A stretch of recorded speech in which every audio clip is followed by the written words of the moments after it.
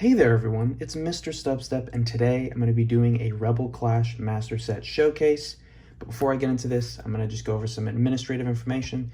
So first off, Rebel Clash, I'll have some photos and stuff popping up, but Rebel Clash came out on May 1st of 2020, so over 3 years now that the set has been out, which is pretty crazy. It has rotated out of the standard format. It has 209 cards total, 17 of those being secret rares, which, you know, it might be a slightly large set, but I think overall this is a decent size set, and if all Pokemon sets were around this size from here on out, I wouldn't complain too much because it all can fit in one of these binders. But let's get right into it.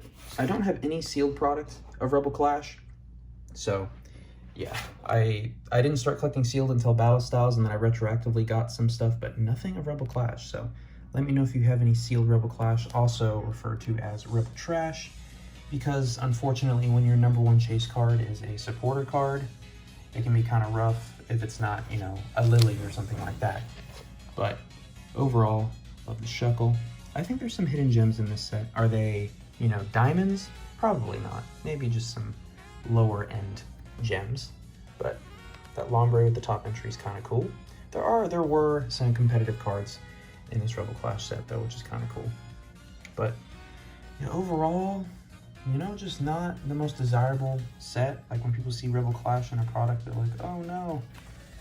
But now when I see Rebel Clash, I'm excited because I have no reason to open it. I can just keep it sealed. But this was the first set to include ultra rares of the Generation 8 starters, which is kind of cool. Let me know what your favorite starter was. I think the most expensive, and because the count of this set is like exactly 360, so fully filling this out, the deck exclusives are just like the extra cards that aren't officially, you know, pulled from packs, like the holo foil exclusives, the non-holo exclusives, all that stuff. I just put them in the same pocket with their respective card that they correspond to, because obviously that Applin does not come in a holo rare, but there was probably a blister pack where it came in a, I almost said spicy, it came in a Cosmos holo foil. Love the Flapple and Appleton lines. And then Ninetales.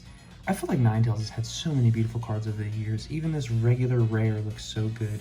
And the V looks really good too. My goodness. I know people hate on the V artworks, but I would say like 25% of them are pretty decent artworks. And so far the EX cards have been somewhat uninspiring. But the new EXs in Scarlet and Violet, that is. But there are some that are coming out that actually look pretty good, so I'm excited for those. I just hope they can make the holo pattern on them a little bit more, I don't know, pop and exciting and not just dull. Yeah, going through here, got the Cinderace or the Cinderace, which is a pretty cool artwork. I think Cinderace was the winner of Generation 8. A lot of times the Fire Starter is the most popular. It's not for every generation, but majority of the time the Fire Starter gets the most love. This Gyarados, I really like this Gyarados. It's a classic Gyarados card, ton of energy requirement, a big attack, which nowadays that attack really isn't that big. And the Milotic. I think Milotic has a lot of beautiful cards. Like that V card, that just looks good. Oh my gosh. Makes me excited to think about the full art that's coming up. We got the Seismitoad line. Hey, let me know if you have a complete set of Rebel Clash. Let me know if you even opened any Rebel Clash or you were just like, nope, don't care about that set. Here is the Inteleon VMAX. Just very nice. Not the good Cramorant, but still a Cramorant.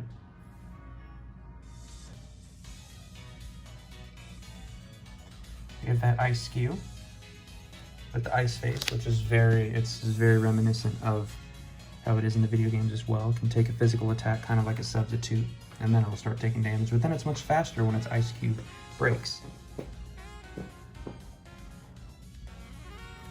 So my cat's having some fun in the background with some shoelaces. If it gets worse, I might have to break it up. I feel like Luxray has gotten so many cards in the Sword and Shield block. And like, nothing wrong with that. I love the Shanks line and Luxray, but I feel like Luxray has gotten so many cards. Like, give some love to some other types.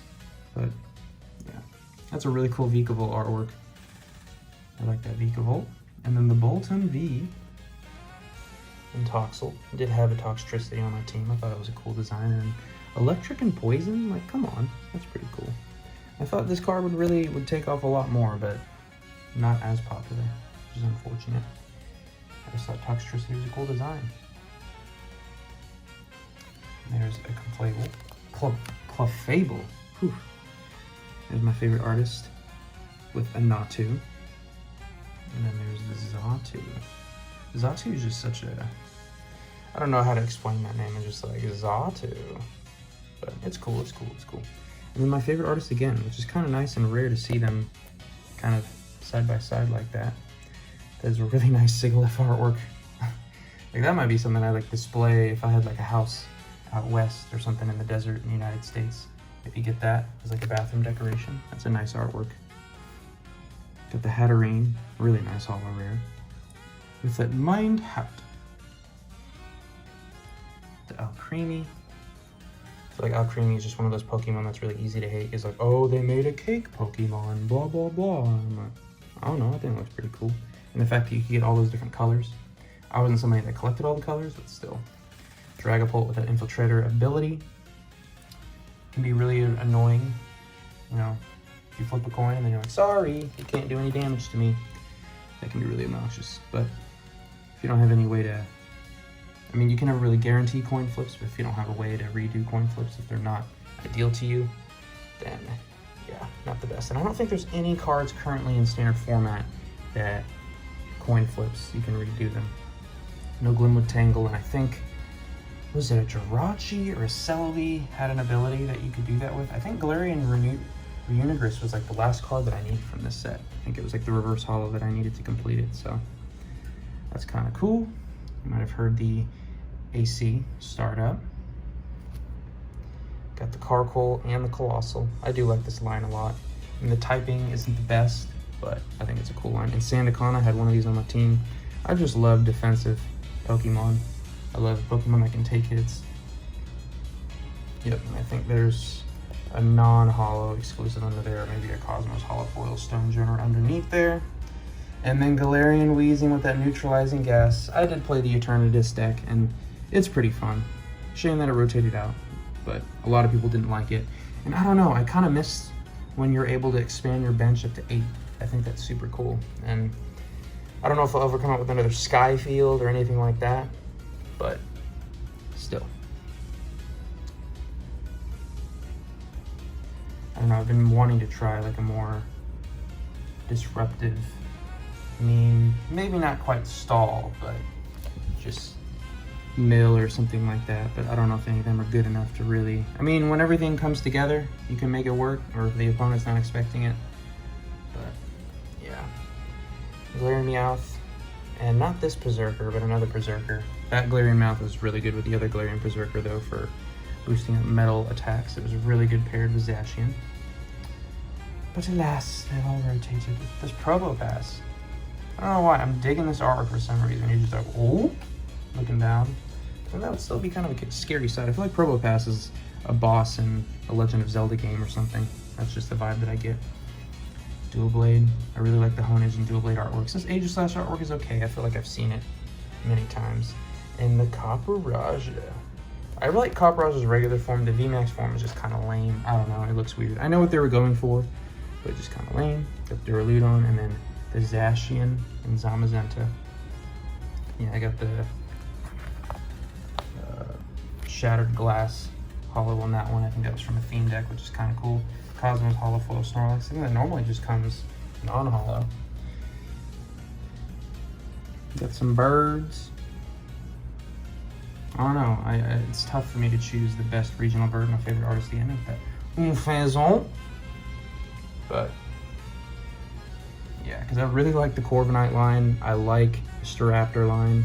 It's really tough for me to pick my favorite two between those. I mean, Pidgey and Pidgeot and Pidgeotto, they're the OGs, but they're just kind of lackluster when you compare them to some of the other regional birds. There's been some really cool regional birds over time. Get the Squovet and the Greedent. Always eating all the berries, Greedent. Can you just share some for the rest of us? Boss's Orders. Amazing card. Probably my favorite form of Boss's Orders in Giovanni. Let me know if you have a favorite form of Boss's Orders. I know Getsis is coming out. Capacious Bucket, an amazing item card for water decks, especially with that Rain Dance ability coming out with Baxcalibur, but not currently in standard format. So maybe they'll give another type some love with a similar item card, or yeah. Galarmine, really good for those disruptive decks just trying to lock you in. Every Pokemon's retreat cost is 2 extra. It was really good with the dark decks because you can have that hiding energy, which if your hiding energy is attached, and you have 0 retreat, which is really good for locking, like forcing your opponent to have a switch or something, or escape rope or something. Escape rope is so prominent now, and scoop up net. Whew, this card. Honestly, when this card rotated, so many decks fell out. It was pretty sad. I never really used any decks with scoop up net, but it's actually crazy how powerful scoop up net is. And of course you got Sonya and Skyla. And then Training Court, really good stadium card for getting basic energies back. So if you had a deck that only ran basic energies, it was really good, but that rotated out as well. As well as the capture energy, really good for getting started in games. If you don't have like the Battle VIP pass, now you have to use Nest Ball, there's no Quick Ball. But using capture energy was awesome. Got the Horror energy. Got the Speed energy. These are pretty cool. You tap them, you can draw 2 cards. And then this Twin energy, another one that kind of hurt for a lot of the single prize decks. Is essentially like a double turbo energy or double colorless, but only for non-rule box. So it's kind of cool. Or I guess for non-V or GX. And then we get right into the floor. It's Rillaboom V, kind of ugly. Eldegoss V, getting better. Ninetales, whoo, beautiful. Ninetales Shapeshifter, it gives me QB Naruto vibes. Got the Cinderace, looks like he's skating on the fire, which is kind of cool. Got the Milotic V, beautiful with the green and just, oh, man. I think the regular V artwork might be slightly better. It's still nice. I think the Ninetales is my favorite full art. Teleon V, looking lean. Bolton V, looking like it's getting a beautiful shower. Toxtricity V, that's nice. I like the colors on that one. Dragapult V, kind of average. Sandaconda V, getting worse. Phalanx V, Phalanx V is cute. Malamar V, kind of digging this one. I like the ones that make it look like they're in space or something, like Malamar's a spaceship just flying through. Copperajah V, kind of bland. Double V, like the colors, but still kind of bland. And then between this and the Sonya, these trade off as the #1 chase cards, but I think this Boss's Orders is just the #1 chase card. It is just such an awesome full art, and with Giovanni raising the hand up, like, I will take this Pokemon and kill it. It's pretty awesome. We got the Milo, just buffed out Grass Trainer. Oleana, and then I do have the graded Sonya. I pulled the Sonya, so I was like, I want to get this graded.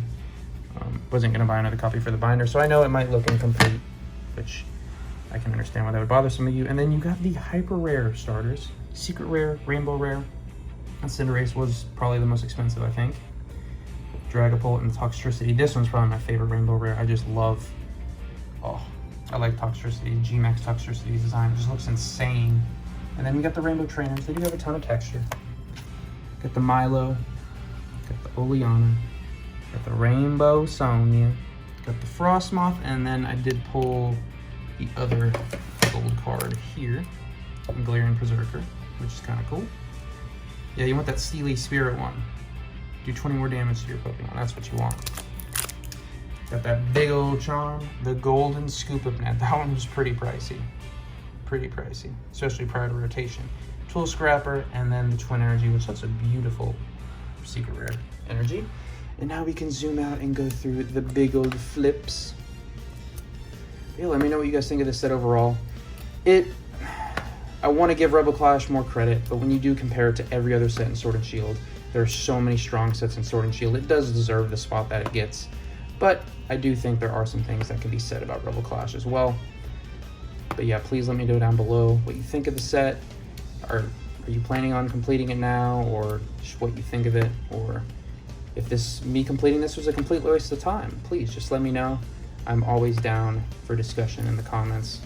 That's one of the main reasons why I make these videos, because I want to see other people's opinions. And I mean, I could post on Reddit or something, but I don't know. This way just feels more fun, and I get to produce something out of it as well, which is kind of cool. On Reddit, I'll usually just post like some pulls, but I can't remember the last time I posted something on there. But yeah, almost finishing up the binder, and it's so nice that it was able to fit in one of these, because I would have been really sad if I put everything in there and then I would have to move everything to a new bigger binder. But I guess if you want all the deck exclusives and all that stuff, it will require a much bigger binder. But I want to thank you all so much for watching. Please, once again, let me know what you thought, and look forward to some more videos in the future. Thank you.